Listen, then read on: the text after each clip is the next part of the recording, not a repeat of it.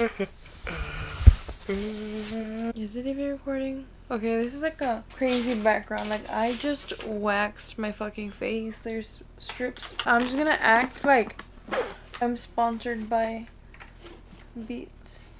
Cause maybe like I'm gonna manifest it. Okay, I'm so sorry about the background and everything. Like, I tried not to make my mic super sensitive because I have a crazy sister in the background. Like, it's really like, I can't really begin to tell you how badly I do not want kids sometimes.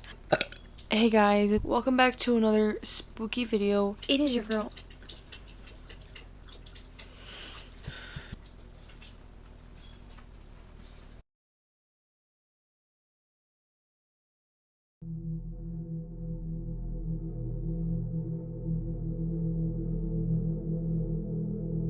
Welcome back to another spooky video.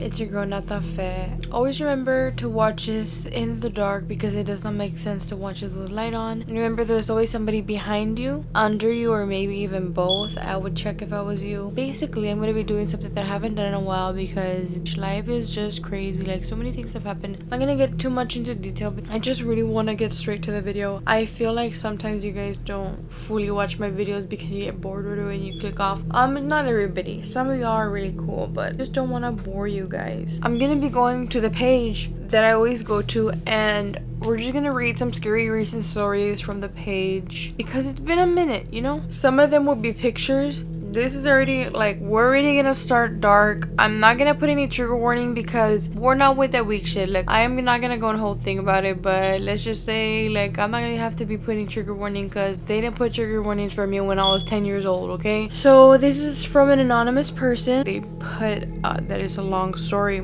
It says, my husband committed suicide last year. He decided to end it all one night when my daughter and I left to the store. He shot himself in the head. My 12-year-old daughter was acting strange an hour before leaving with me. She loves to go to Target with me, but this time she was in a mood I can't describe. To me, she looked quite anxious. The way her tone of voice told me she wanted to go, but then again she didn't. I promised to get her favorite Starbucks drink if she would go. That wasn't like her at all. She kept pacing around her room. My husband was by the bedroom door and told her to go with me.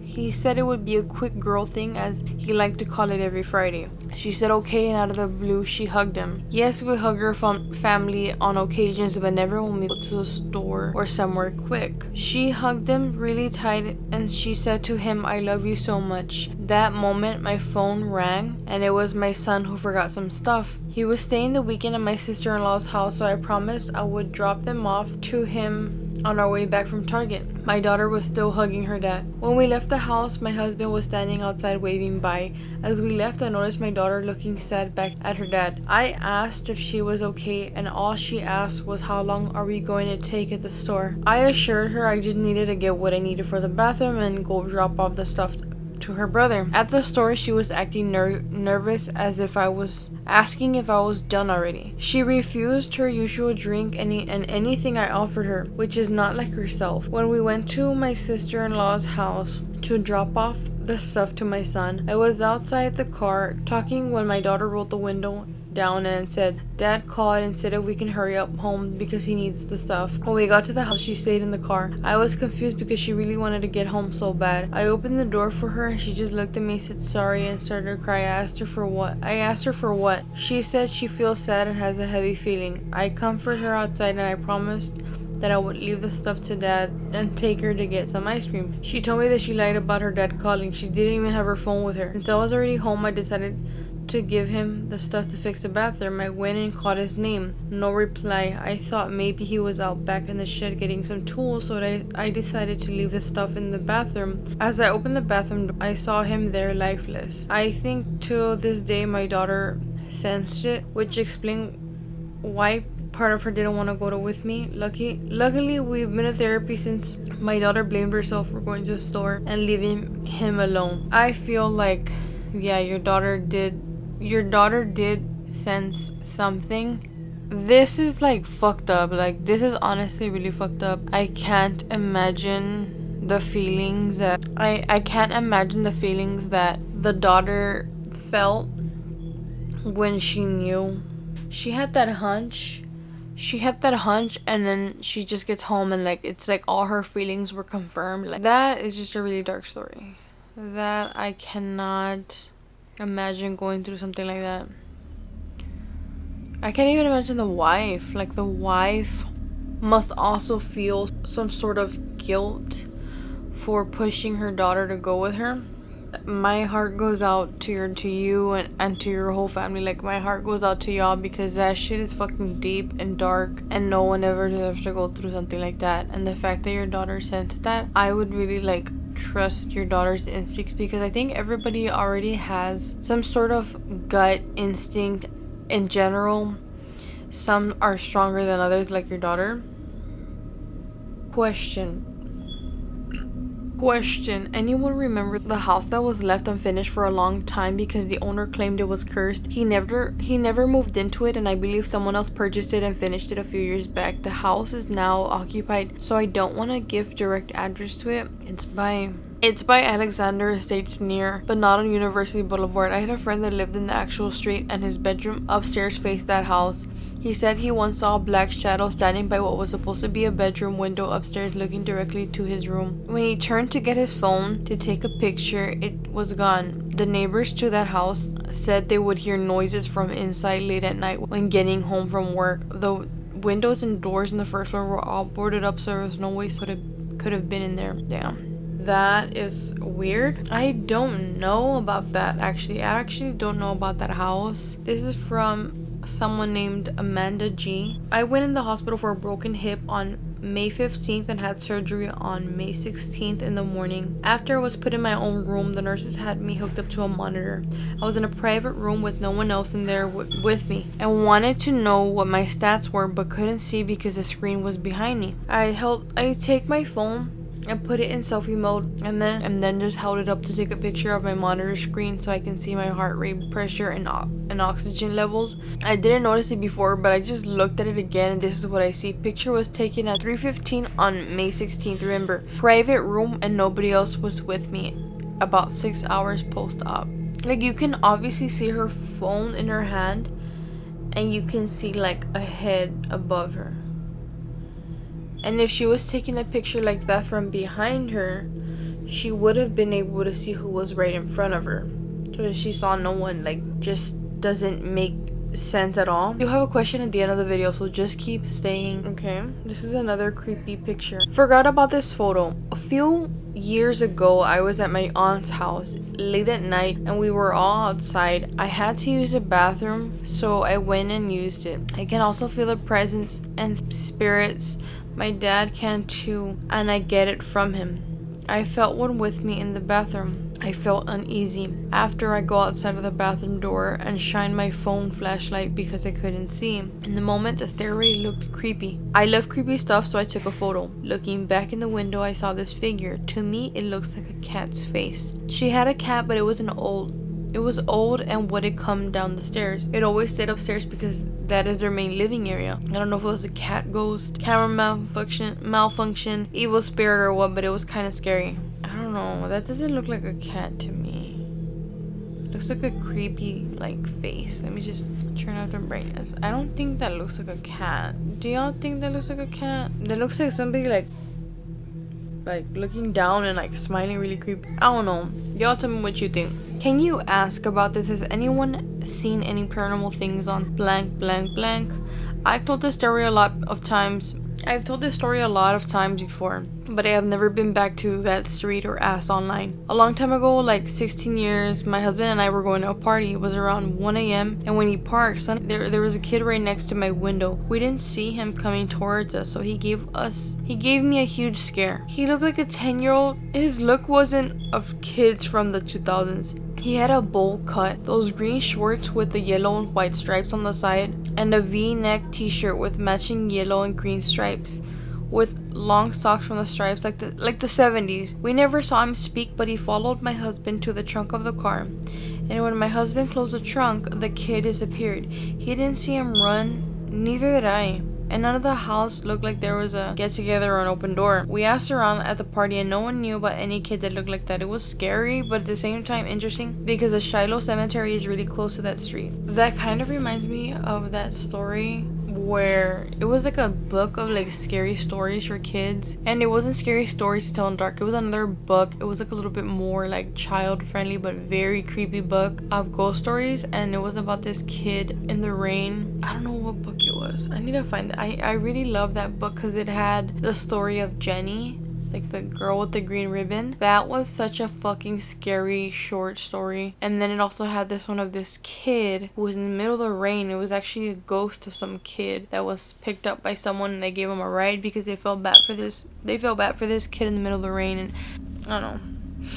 Anonymous, please. When I had just graduated high school, my father got a job somewhere here in another part of Texas, so I moved there with my parents. We started renting a house that had a garage that had been converted to a bedroom. I just wanted that to be my room as soon as I saw it. I was just drawn to it. It was really cool and bigger than the other rooms besides the master. Not long after moving in, I started having a dream almost every night that the window was being opened slowly, but I could hear, and it would always wake me up in my dream, but I couldn't move. I was frozen helpless as it would slide all the way open, and someone in all black with a black ski mask would climb in and walk over to the side of my bed and shoot me. Then the person would pull me out of bed and onto the floor and then drag me to a certain spot and set me on fire, and then I would really wake up. One day after a few weeks, I got up and went to sit at the breakfast table with my parents, and I decided to tell them about it. The look on their faces I will never forget. It was like their jaws were on the floor and their eyes were huge, and they seemed just in disbelief. Then my mom turns to my dad and says, "You told her? I thought we said we weren't gonna tell her." My dad just shakes his head like, "No, I didn't." And I said, "Well, now you have to tell me." And my dad goes on to say that I just described how the woman who lived there before us had been found. No, they didn't know how the person got in, and that case is still unsolved. What the fuck? What the hell? That is fucking creepy as fuck. That's just like some fucking next level psychic medium shit. Like, you got some fucking powers. Question: there's this 2-story house in Santa Maria Street. It's been said for many years that it's haunted. To me it looks like it's been abandoned for years, but the yard has a bunch of metal yard decorations that they sell in bulk. Anyone know the history of it?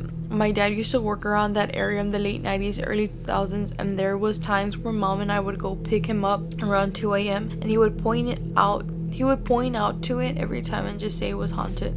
People just say it was just like they expanded their business a little over 20 years ago, which is called Bruce Pottery today, and some people say like that it is haunted. The house got painted and more cleaned up from the last years ago I saw it. I do remember hearing about a house in that street that was very haunted. No one lived in it. Even back then, the house had clutter everywhere, which made it creepier. And then somebody said, as a kid, I remember that house. It was a beautiful white house with a beautiful landscaping. It's a big tree. This was back in the late 70s, 78 or 79. I used to go to the boys club. People are just also saying it's not haunted. It's just a very like big business for the past 30 years. I don't know.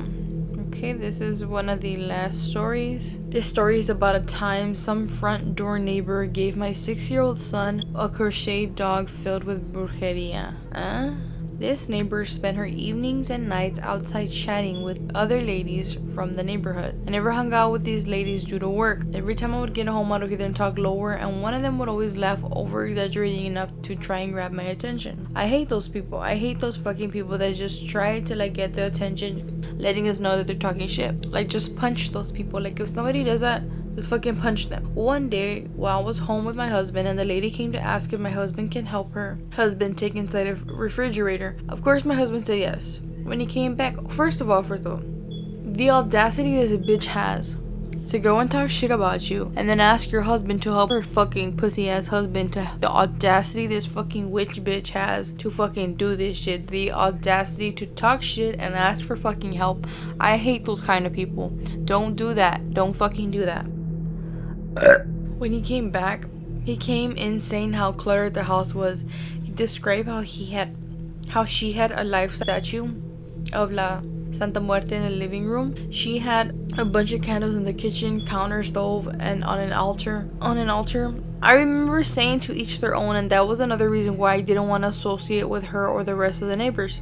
So time went by and I threw a small birthday party for my son who was turning 6. I guess my front neighbor saw the balloons and the cake and being brought in, so she brought herself over. I didn't have the guts to get rid of her, As the party was done, she thanked us for the food and cake, and she was walking out. She told my son she had a gift for him and for him to go with her to her house. Next thing I know, my son made his way to her house. I ran behind him to try and stop him, but she kept saying "correle," meaning run. I yelled to stop, and I was able to get him and carry him. She wanted him to go inside and told her we would wait outside by the door. She went in and brought back a crochet dog. Days went by, and I noticed my son was having trouble sleeping, especially at his room. He would sleep with us or in the living room. It was until one night I told him he had to stay in his room all night, and he just started crying hysterically, saying he's scared and that the dog scares him. We removed it that night and placed it in the washer and dryer room by the kitchen. He managed to sleep all night, but the next morning there was a foul smell coming from the laundry room. Turned out it was a crochet.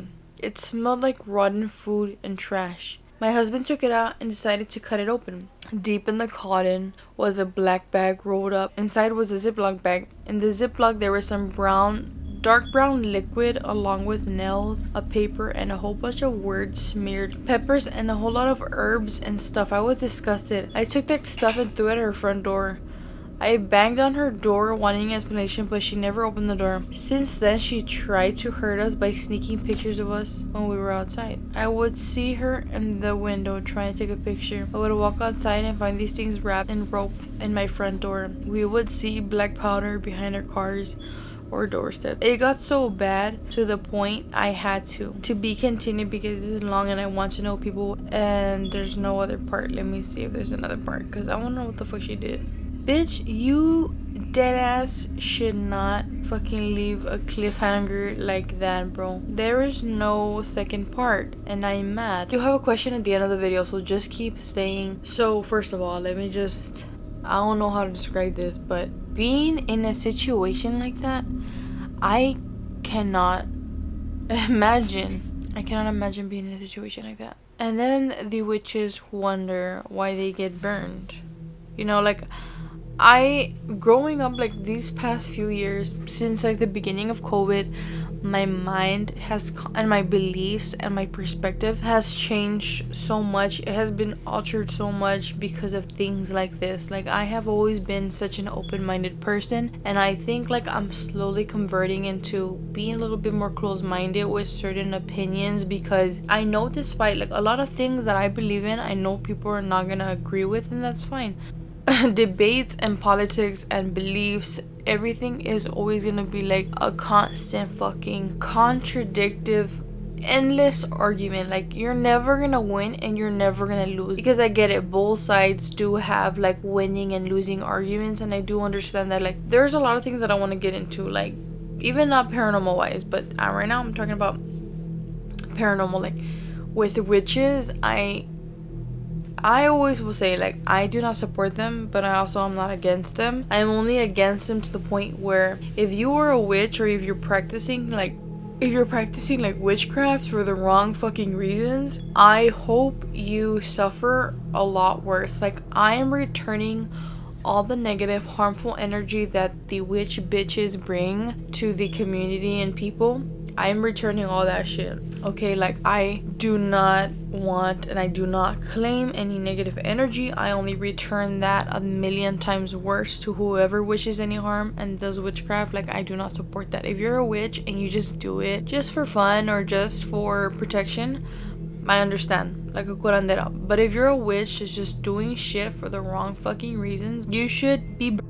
And I will stand by that. Like, witches should burn if they are wrongfully, like, doing things. I believe that is it for today's video. If you guys did enjoy, please make sure to give this video a thumbs up and comment down if you've ever had any experiences like with witch stuff. And also comment down, I have a question for you guys. Comment down below, do you believe in witchcraft? Do you believe in brujeria? Comment down below, and comment down if you have any experiences regarding that, or any kind of creepy experiences. Also, in my next videos pretty soon, like, I want to gather up a couple of stories. If you guys have ever had any kind of creepy story, whether it be witchcraft, duendes, ghost, anything that's even like stalkers, weird anything weird, creepy, paranormal, please send me your stories in my Instagram or my TikTok or my Facebook. Send them wherever you can, or if you can, comment it down below, so that way I want to do a video sharing y'all stories, because I really do appreciate the art of sharing stories of people that have experienced things that kind of give me more hope on the other side, or kind of give me hope that I'm not the only one that believes in these things. But I really want to do a video like that, so please go ahead and send me some stories if you have any like scary stories, pictures and videos. Like, that would be awesome. I hope you guys did enjoy the video. That is it. Thank you. Just so you know, you're not alone. There's somebody with you right now.